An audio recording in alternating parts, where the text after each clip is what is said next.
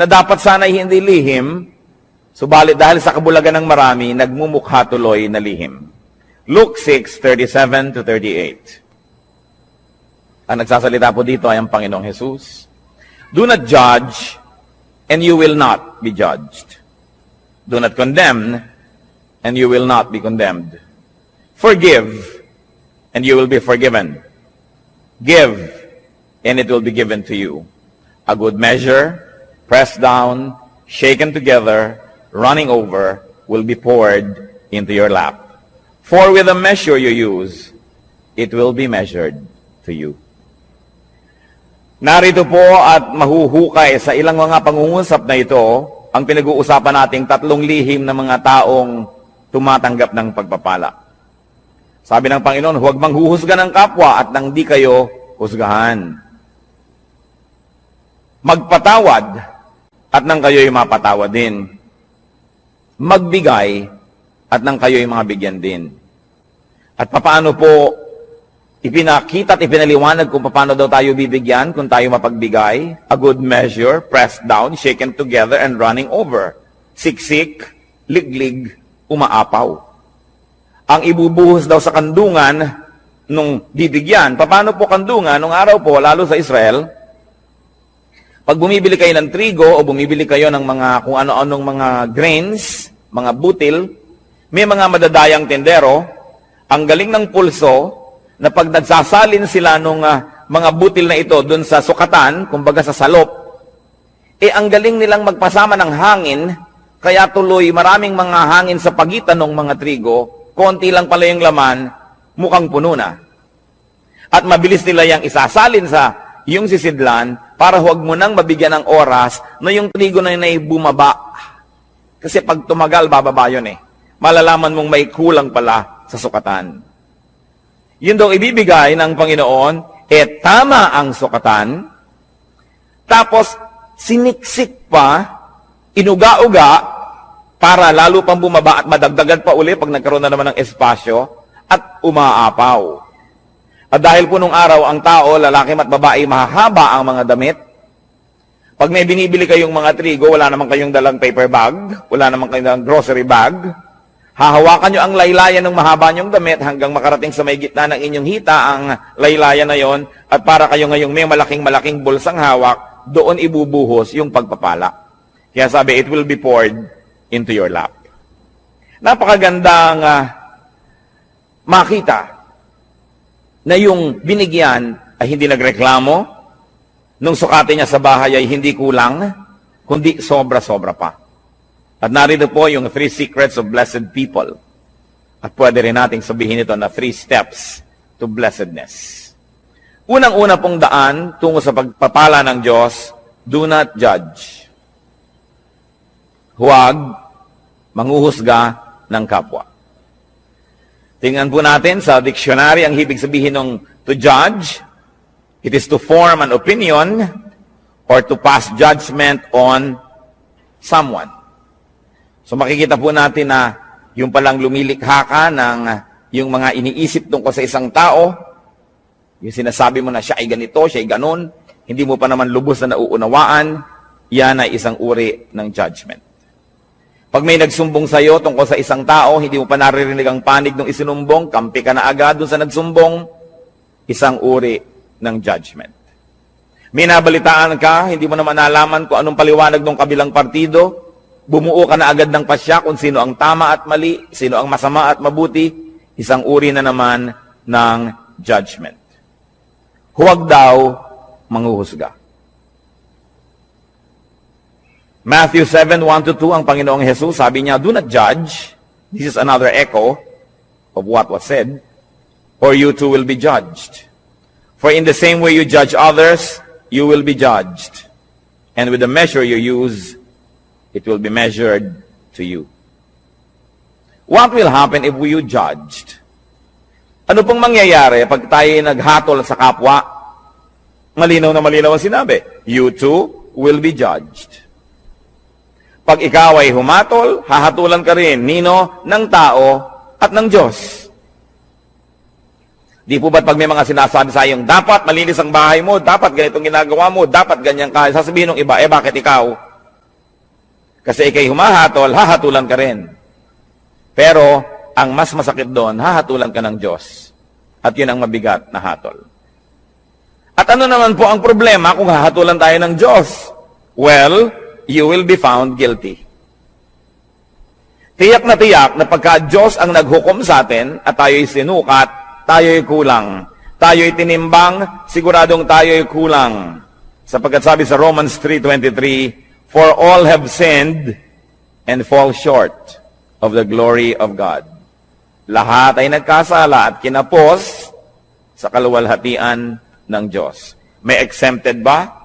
Exempted ba ang mga taga-Bacolod? Exempted ba ang mga taga-Las Piñas? Hindi. Sabi, lahat ay nagkasala at kinapos. Romans 3:10-12, as it is written, there is no one righteous, not even one. There is no one who understands, no one who seeks God. All have turned away, they have together become worthless. There is no one who does good, not even one. Sa tingin ng langit, walang gumagawa ng tama, lahat ay nagkakamali, panapanahon lang.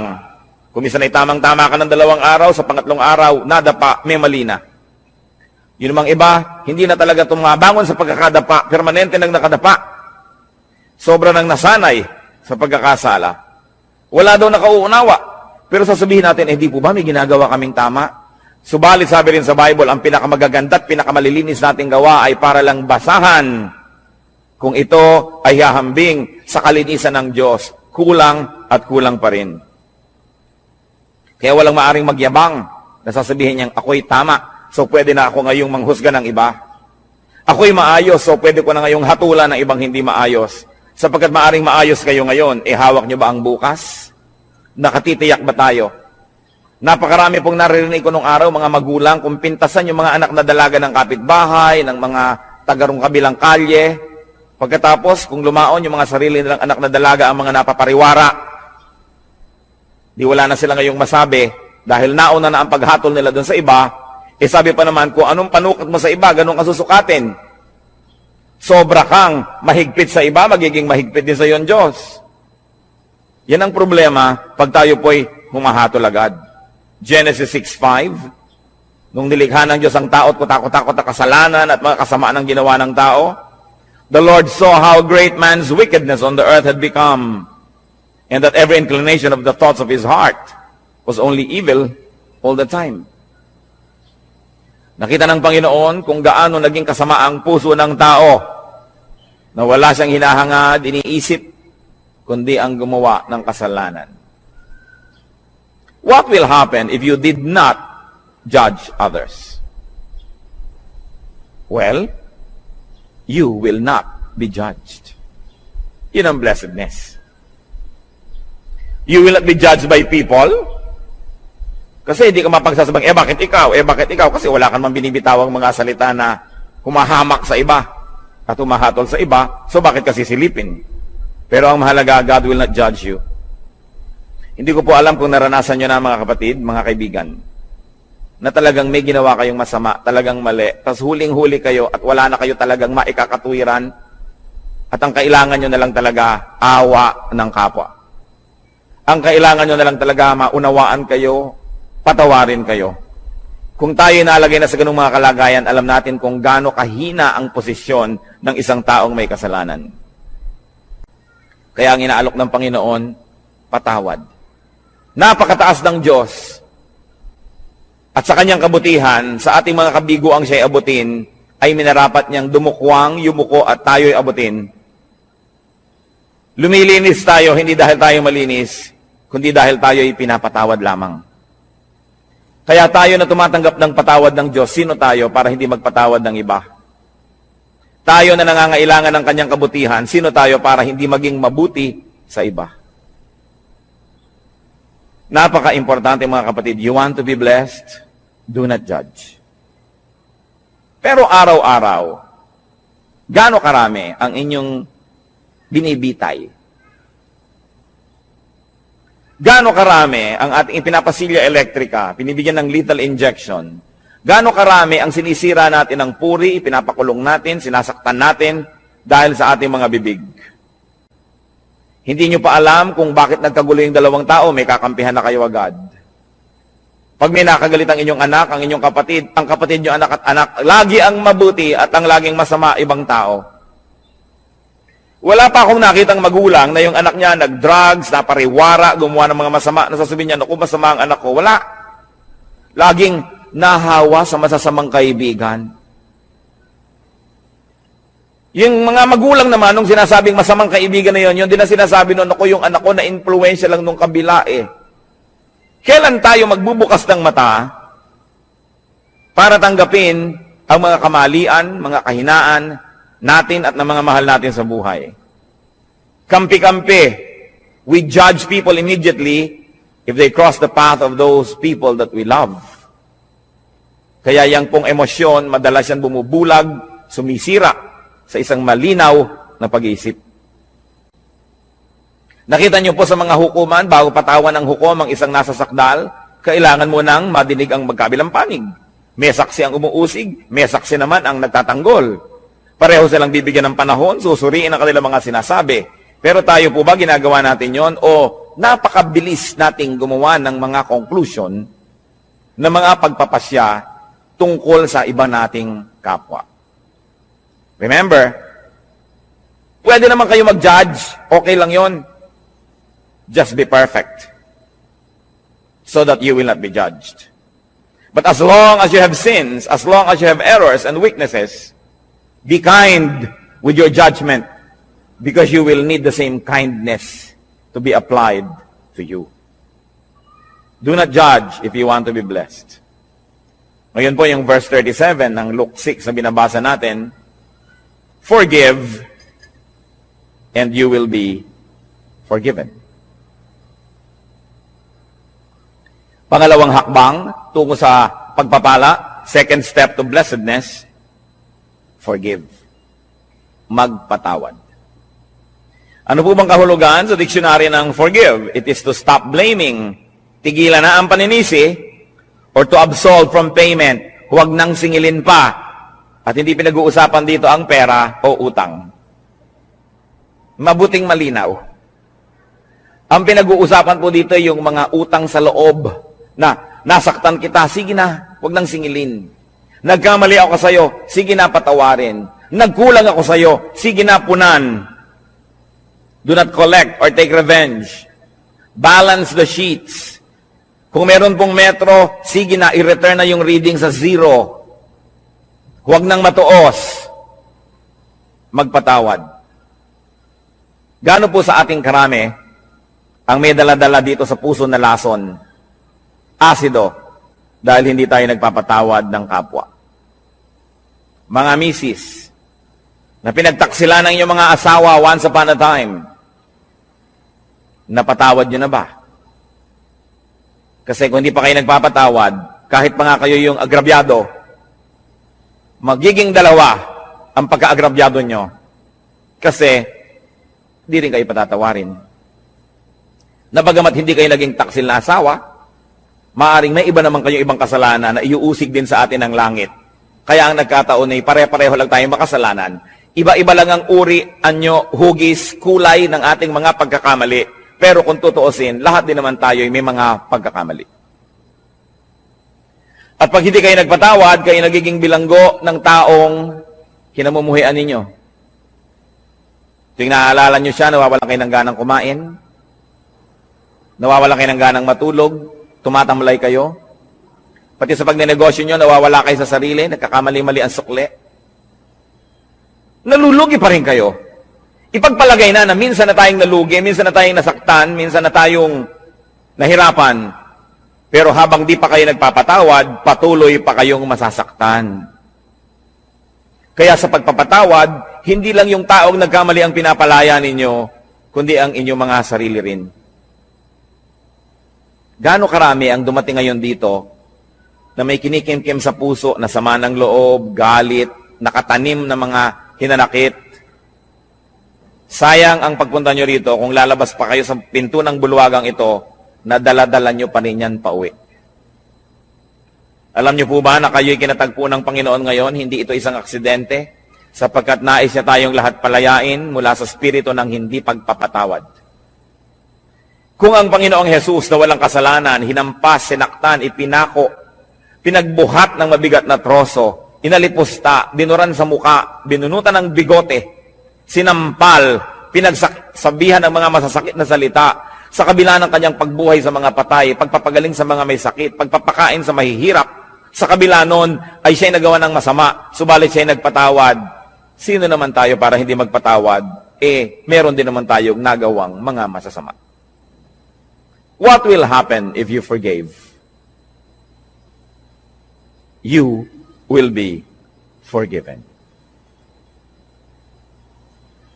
Kuminsan po, nalulungkot ako makita ang marami nating kababayang napakamanga relihiyoso.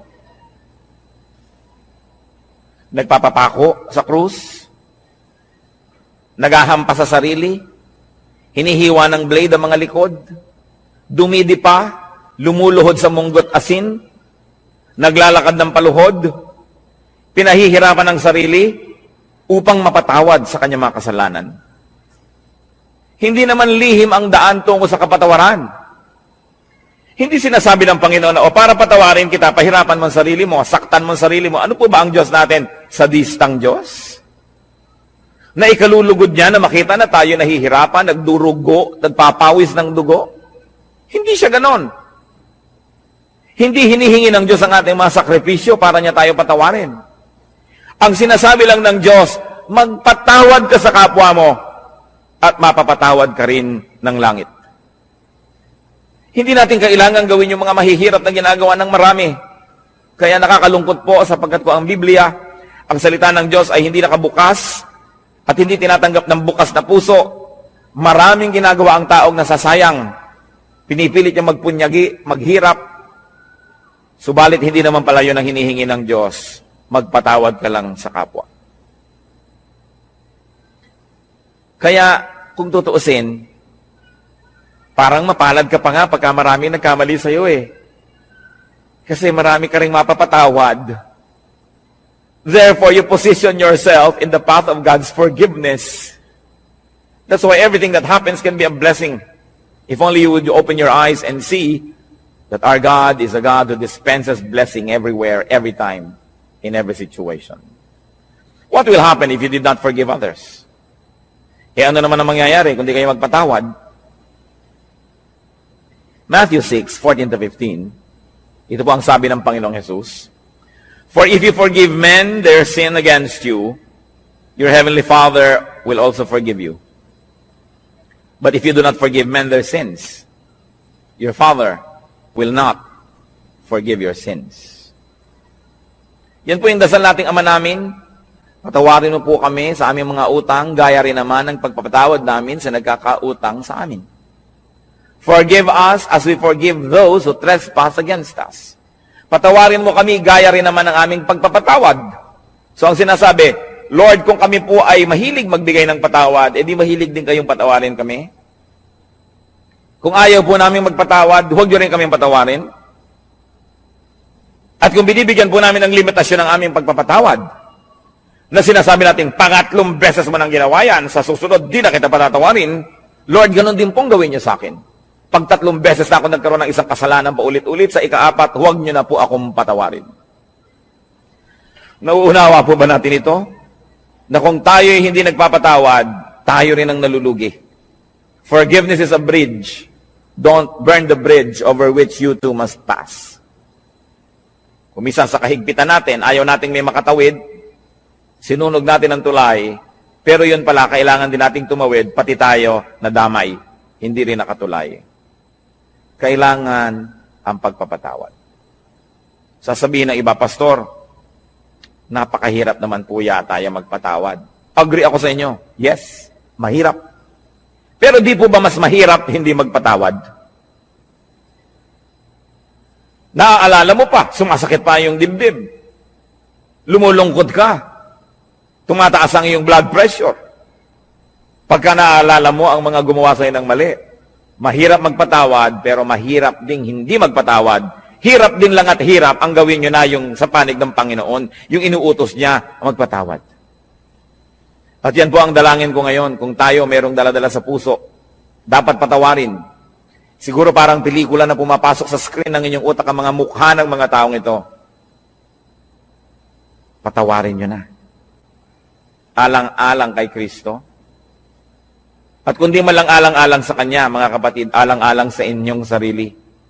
Sapagkat malinaw ang sinabi ng Panginoon, ang hindi nagpapatawad ay di rin patatawanin ng Ama sa langit.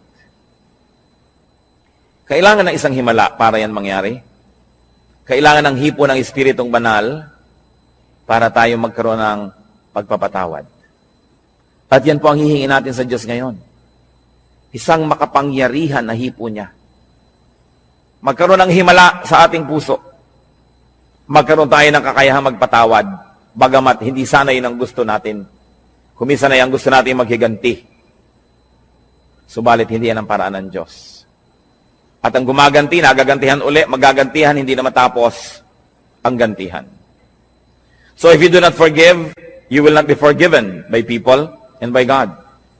You will remain guilty. Therefore, you will be judged. And in the end, you will be condemned. Pangalawa pong hakbang, forgive. Pangatlong hakbang, tungo sa pagpapala, give. Napakalinaw po ng sinabi, give and it will be given to you. Magbigay ka at susuklian ka. Bibigyan ka rin. At ano po, higit sa ibinigay mo, ang ibibigay sa iyo. Kasi, sukat na tama, sisiksikin, liligligin, aalugin, at umaapaw pa ang ibibigay sa atin. Wala tayong kalugihan. So give to people. Give people your 3 T's. 3 letrang T. Time, talent, treasure. Ibigay natin yan sa tao. Lalo sa mga mahal natin sa buhay. Nagtataka naman ako sa mga tao na nag-aaway-away ang magkakapatid dahil sa kaprasong mana. Natitikis ang mga kamag-anak na may sakit, may pagdurusa, samantalang meron naman pwedeng itulong. Sabi, give. What we do to people is counted as done for and given to Christ. Alam niyo po ba na ang pagbibigay sa tao, lalo yung hindi nakakaganti, hindi makakapagbayad, ay inaari ni Kristong sa kanya ibinigay at kung ganon, siya ang magbabayad. Ano po ba ang tunay na pagbibigay?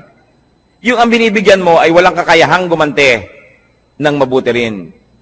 Kasi kung may kakayahan, binigyan mo lang, baka investment lang yan, puhunan, namumuhunan ka lang. Nagbibigay ka ng maganda dahil may kapangyarihan siyang magsukli sa iyo sa panahon na kailangan mo siguro ang tulong niya. Hindi nyo ba napapansin, pagka mayaman ang may birthday, mahal ang mga regalo? Tapos pagkapuha natin, mahirap ang may birthday, kung ano-ano lang ng mga binalot na kalendaryo.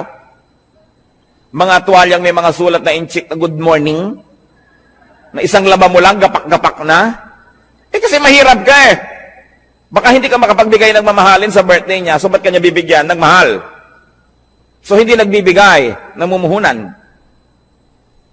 Pero kung tayo po ay mga maralita, may nagregalo sa atin ng napakahalagang bagay, alam nilang hindi natin kayang suklian yon, yun ang tunay na nagbigay. So pati po ang ating mga pagbibigay susuriin natin, tayo ba'y nagpapadama lamang, namumuhunan lamang, o nagbibigay talaga? Sa palagay niyo po ba ay maipagkakaila natin sa Diyos ang tunay na laman ng ating puso? Ang Diyos ang sumusukat, maging na mga iniisip natin na lingid sa ating kapwa-tao.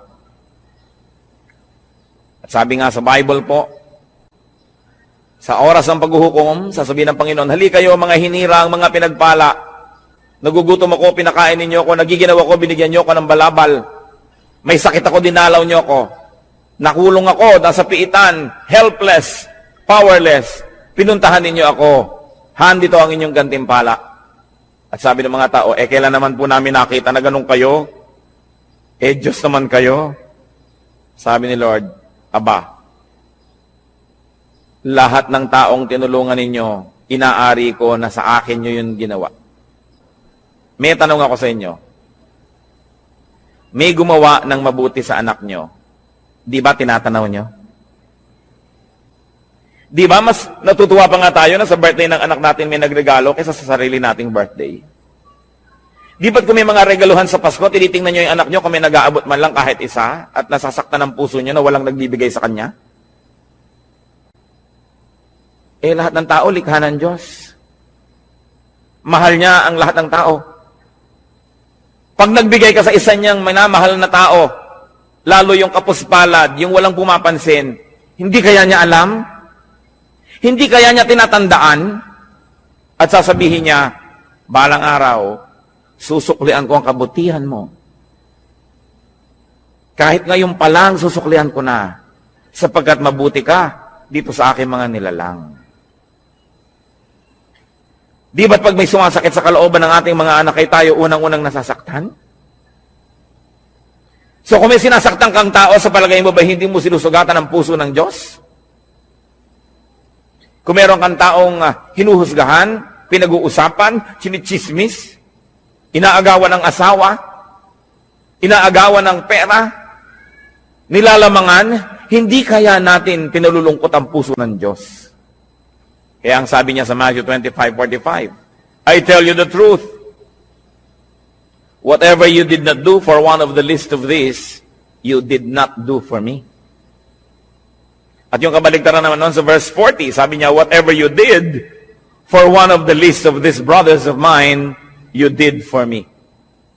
Kung ano, ang buting di mo ginawa sa kanila, ay sa akin mo ipinagkait at ako ang sisingil sa iyo. At kung ano naman ang buting ibinigay mo sa kanila, ako ang tatanaw ng utang na loob na yon. Ako ang magsusukli. Lalo pangat walang nakapuri sa iyo, walang nakapansin, hindi ka binigyan ng plake, hindi ka ipinagpagawa ng monumento. Ako ang nakakaalam ng lihim mong kabutihan.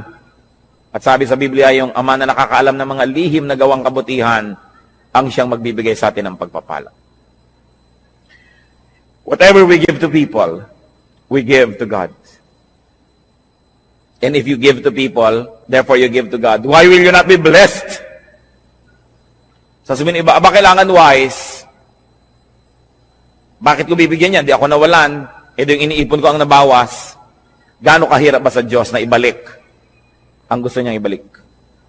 Kung gusto ba kayong pagpalain ng Diyos, may makakapigil sa Kanya. At kung ayaw kayong pagpalain ng Diyos, meron bang makakapilit sa Kanya? Kaya mahalaga po, yung kasiyahan ng Diyos ang ating inuuna. So we give to people, any people, the least of people. But we also give to Christ's workers. Whatever is given to Christ's disciples, whatever is given to Christ's workers and servants, is counted as given to Christ. Mark 9:41, sabi ng Lord, I tell you the truth. Anyone who gives you a cup of water in my name, because you belong to Christ, will certainly not lose his reward. Kausap niyo po ang kanyang mga disipulo. Sabi niya, maski isang basong tubig lang ang ibigay sa inyo dahil lingkod ko kayo, hindi malilimutan ng langit yon at mayroon siyang gantimpala. Gusto nating matuwa ang Diyos, maging mapagbigay tayo sa kanyang mga lingkod. Hindi lang sa mga pastor. Kumisan nga yung mga pastor, marami nang natatanggap yan ng mga regalo. Pero yun bang mga singer, Bible study leader, Sunday school teacher, yung janitor, kasama rin yun sa gawain, yung electrician, yung mga usherette, yung taga-piano, lahat yan ay mga lingkod ng Diyos. Hindi lang ang pastor. Naroon ba naman na darating kayo sa church, aabutan nyo man lamang ng kalahating kilong longganisa galing sa lokban, itong pianista. Sa palagay nyo ba, hindi aariin ng Diyos yun, nasa Kanya ibinigay, lingkod niya yon? Mag-isip-isip tayo mga kapatid, sapagkat maiksi ang buhay. Kakaunti ang mga araw at bilang. Kailangan bawat araw, meron tayong nabibigyan, may nagagawa ng mabuti. Sapagkat ang lahat ng yan ay tinutuos ng langit. Pero mas mabuti sana na hindi natin ginagawa yun dahil tinutuos, kundi dahil talaga ang puso natin ay naging makadiyos na at ang likas sa Diyos ay mapagbigay. Ganon din naman ang ibinibigay natin sa church, sa gawain ng church, inaari rin yun na ibinibigay kay Kristo. What is given to the church is counted as given to Christ because the church is His body. Sabi po ng Ephesians 5:23, Christ is the head of the church. His body, of which He is the Savior. Kung ang iglesia, ang kapatiran ay si Kristo ang ulo at ang lahat ng narito ay bahagi ng kanyang katawan, kung may sinasaktan tayo na tao sa church, meron tayong tinitikis na gawain, may tinatalikuran tayong mga duty, edi ang tinitikis natin ay mga bahagi ng katawan ni Kristo. Pwede bang mahal mo ang isang tao, inaayos-ayos mo yung mukha, pine-facial mo, minamasa-masahe, pagkatapos, pinuputol mo yung mga daliri, minamartilyo mo yung tuhod, pwede ba yun? Dahil si Kristo ang pinuno ng iglesia, mamahalin natin ang lahat ng bahagi nito. Pagmamalasakitan, aalagaan, tutulungan. What will happen when we give to people, to Christian workers, to the church? We receive back what we give. Siksik, liglig, umaapaw. You can never outgive God. Katulad ng mga lingkod ng Panginoon, mga pastor, mga misyonero na marami nagre-regalo, tiyak na yung mga nagre-regalo doon dahil una nang naregaluhan noong manggagawa na yun ng Panginoon. Siguro na ipanalangin, siguro yung naturuan, na bigyan ng pangaral, na bless, kaya ngayon nagsusukli. Yan ang sinasabi, pag nagbigay ka, may babalik. Ngayon, kung walang nagbibigay sa iyo, kapatid, edi mag-isip-isip ka rin. Baka naman hindi ka rin nagbibigay kasi. Because if you are a blessing to people, the same people will also be blessings to you. Because life is a circle. Pabalik-balik lang. We inhale, we exhale. Araw, gabi, dilim, liwanag. Give, receive. Yun ang buong circle. Ngayon, kung kayo lamang ay receive ng receive, one way. Nakita po ninyo ang mga estero dito sa Maynila, mga kanal, bakit mabaho? Bakit ayaw lumakad ng tubig? Kasi barado. Dahil ang mga ilog dito, sa dami ng bara, tanggap lang ng tanggap ng mga dumadating pang tubig, dumadating na kalat, hindi naman ibinibigay, hindi naman lumalakad, tanggap lang ng tanggap, bumabara tuloy. Ano ba ang magandang ilog? Di po ba't yung umaagos? Na narito ako, tatanggap ako, ibibigay ko. Tatanggap ako, ibibigay ko. May agos. Pag tumatanggap tayo ng pagpapala ng Diyos, meron tayong ginagamit sa sarili, may ibibigay tayo, may agos. Pero kung sinosolo mo, ang kamay mo'y punong-puno na ng mga luma at mga hampok at mga bilasa ng mga pagpapala, paano ka tatanggap ng bago? Kailangan kasi pag may pagpapala, ibinibigay natin sa iba, tinatanggap natin yung iba, wala ka na namang laman, bibigyan ka na naman ng Diyos. How can you inhale when you have not exhaled? So it's a matter of giving and receiving. And we receive back what we give. Kaya sabi sa Luke 6:38, give and it will be given to you. A good measure, pressed down, shaken together, and running over will be poured into your lap. At sa Luke 6:38, for with the measure you use, it will be measured to you. Kuripot po ba kayo sa kabutihan? Magiging kuripot din sa inyo ang langit. Mapagparaya ba tayo at mapagbigay? Ganon din ang tatanggapin nating atensyon mula sa langit. Because what you give is what you will receive. We will be judged and condemned, just like the way we judge and condemn others. So pag-ingatan ng bibig. We will be forgiven just like the way we forgive. And we will be given just like the way we give.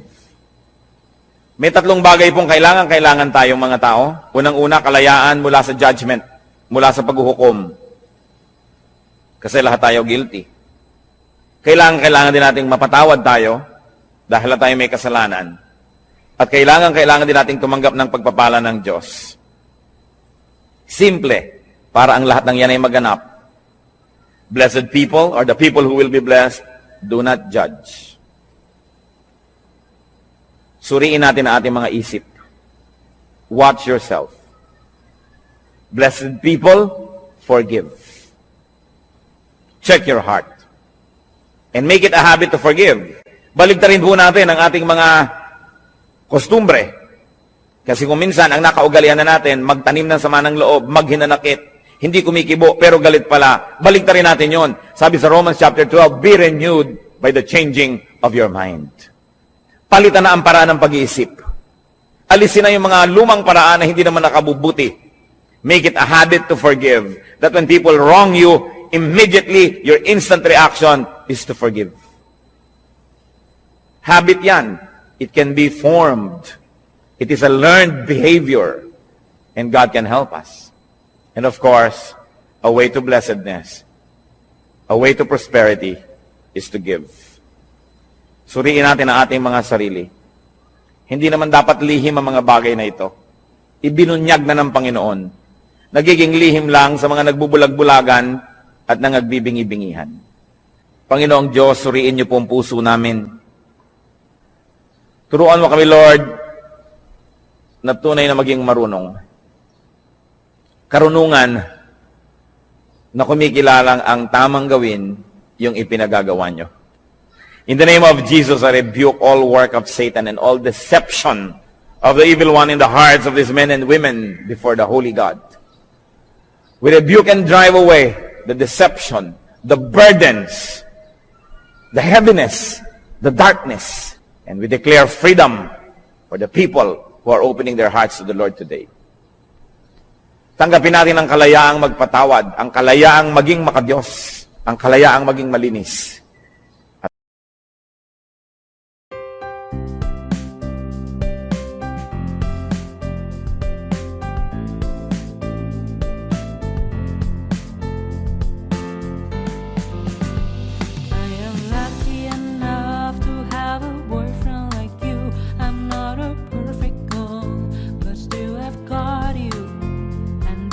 Bonus for me. I never want to lose you. I never want to lose you.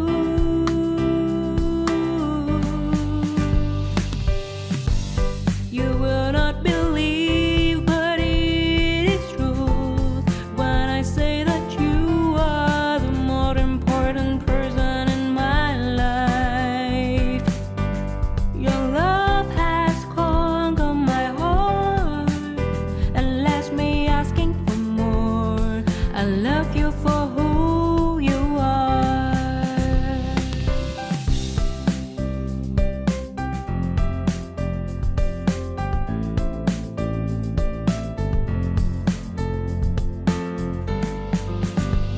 I am lucky enough to have a boyfriend like you.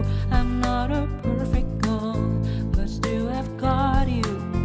And that's a bonus for me. I never want to lose you. I never want to lose you.